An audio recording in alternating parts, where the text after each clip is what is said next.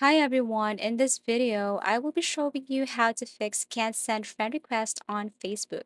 So if you open your Facebook and you try to search someone and send a friend request to them, however, you encounter this kind of notification or you can't send a friend request to someone specifically, the best thing to do here is you just have to tap your profile or the person icon on the top right side.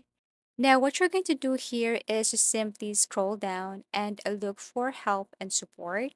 So you have to scroll down here till you see that option.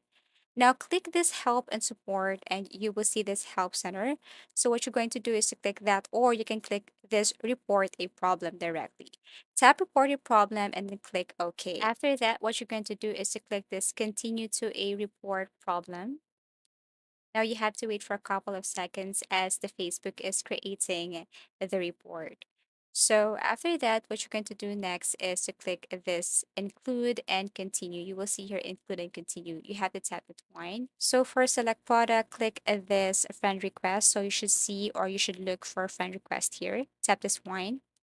And then after that, you can now describe your issue and you can also upload an image as a proof that you are encountering this kind of problem. So you can say, please help me. I am having problem with sending a request to my friend or sending request to someone.